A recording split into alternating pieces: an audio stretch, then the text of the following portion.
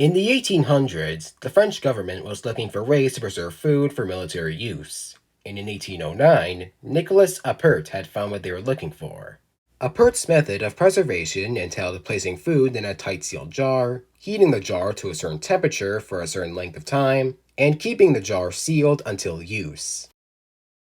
Appert's method of canning is tenuously comparable to what I'm doing in this video. And yes, I did look up the history of canning for the sake of an opener. But tis. No, he doesn't. Yes, he does. Okay. Unused video scripts. These were meant to be released at one point or another, but never came to fruition for what could be a variety of reasons. Good thing I don't have to throw out hard work and effort, because I'm dumping that hard work and effort here. And trust me, if y'all like this video, I have a lot more where this came from. So, without further ado, our first script will be...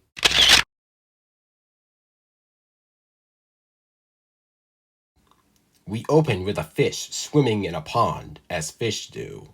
Keyhole comes in and grabs the fish violently and then brings it up to the surface. Because he was totally able to see where the fish was, because I guess he just has really good vision. And then he chucks the fish into the sun because apparently he also has super strength. Yeah, the title was a joke. Yeah, I think I can tell. Like, I can understand the appeal of fishing, but I do not enjoy it in the slightest. And trust me, I've tried it multiple times. Heck, I've even caught a fish before. By the way, all that is actually true. I have caught a fish before, and I have fished in general a few times. I know what I'm talking about when I say this. Fishing is dumb, and here's why. I respect people who fish, and I respect fishing as a sport and whatever, and as like a hobby. I respect that. But like, I don't know, man. It's not really for me. Reason 1, fishing is boring. Fishing is really boring most of the time. It takes so long to actually catch anything. And I like to think of myself as patient, not sitting there waiting for hours without getting annoyed kind of patient, but still. Kinda putting yourself on a pedestal there, Mr. Past Keel Chunkin.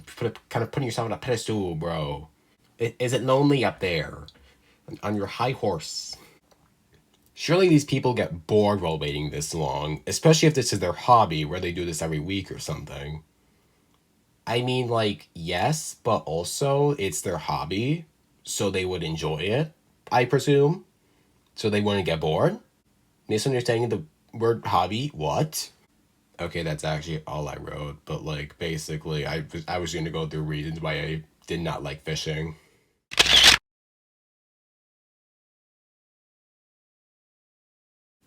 Alright, welcome back to Can Script number 2. This one is about Dogman, if you've ever read those books. They're pretty good, I recommend you check them out. Captain Underpants was, and still is, a classic. Everyone remembers it for the flip-o-ramas, the really short chapters, George and Harold having innocent fun, and the undergarments. The undergarments. Guys, I looked at the source. I'm smart. But what if I told you that there was another book series made by the same person that has similar elements to Captain Underpants, which I at all lowercase, which makes no sense, and that does not get analyzed enough? I'm talking about, you might know this, you might not, Dogman. Yeah, Dogman, a book series made by the same person, had similar elements to Captain Underpants, and that doesn't get analyzed enough on the internet, in my opinion. Okay, maybe I should explain what this is. Luckily, we have these nice little recaps at the beginning of every book that tell the audience what's been going down in the series. I guess I'll read one of these in whichever voice I choose. Proceeds to read Unleashed's recap. Oh yeah, and this is how Dogman became Dogman. Read it if you'd like.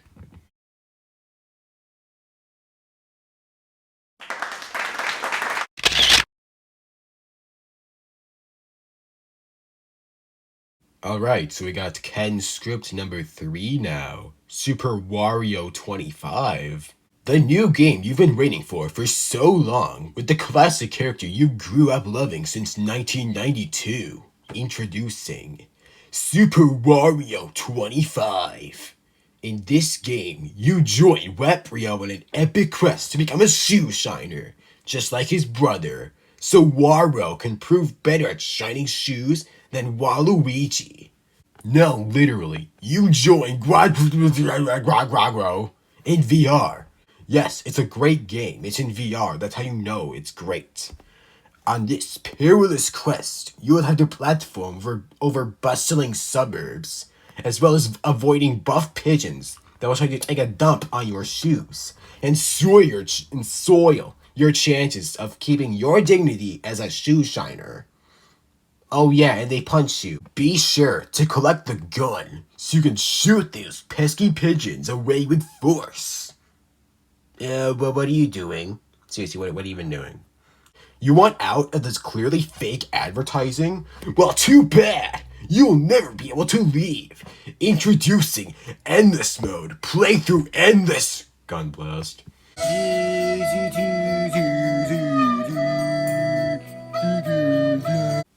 Top 10 Keel Jenkins videos that almost got canceled for being too dark. In number 10, this. Number 9, also this. Numbers 8 through 2, also this probably. 2020 was a weird time, and on my channel, it was a time of failed experiments. Now, I still experiment on this channel, like to this day, but it was like the Wild West back then. Something that I really wanted to do was create a storytime video. And yes, videos like these can be classified as storytime videos, but I don't classify them as storytime videos since they usually have a non-storytime gimmick or topic. However, I had plans of making actual storytimes back then, and I tried numerous times to make one. And my attempts usually just left a script, unfinished or not, to look back on. But as surprising as it may sound, I have gotten close a few times. What I'm about to show you, I not only finished the script for, but I had also recorded audio and even made the thumbnail for. I believe I also started animation, but I sadly don't have the Flipica file and I can't show you. Now, if you'll excuse me, I'm gonna let my 2020 self start us off. So, take it away. Hey, my mellow fellows. Today I'm just withering away in this big pile of random papers for the third time this month. You're probably wondering why I would ever have the audacity to do this to myself. Well, I'll tell you today. Just let me get up real quick. You could probably say that organization hasn't really been a strong point of mine since ever. In fact, I probably shouldn't even know that word considering how opposite me and organized are most of the time. I can never keep anything school-related organized, at least not for long. It's just this curse that will stay within me for all eternity, no questions asked, I guess. This is the same with home life. My room, especially places like my desk and my drawer, will turn into a landmass of paper and other knickknacks in the span of a week or two at best. But my room is at least easier to keep tidy than my binders. So instead of actually staying organized in school like everyone else, I always end up in a situation where I take a full guided study just to organize 100 pounds of junk in my backpack into my binders. And then, a couple weeks later, I'm gonna have to do that all over again, and it's gonna be so much fun. Alright, so the final script that I've been hyping up for like an entire segment of this video. Canned script number 4. Organization story time. We also had the original recording of these first 4 paragraphs, so we're going to be skipping past those and doing the rest of this. This whole spiel has caused problems in the past. Teachers have written remarks about me that have something to do with organization one way or another plenty of times, and I didn't see them stopping soon, or ever. Fun fact, they actually have, because I actually take time to organize sometimes. Character development, character arc for Keel Jenkins, what? But eventually, teachers started to realize that maybe this is just something to get used to and to just deal with it. But I can tell that they really wish that wasn't true. Yeah, I was being really negative in this video. I was like, this is always going to be the case. This stinks. This is always going to be the case. And then 2 years later, I'm just reading this like, bruh.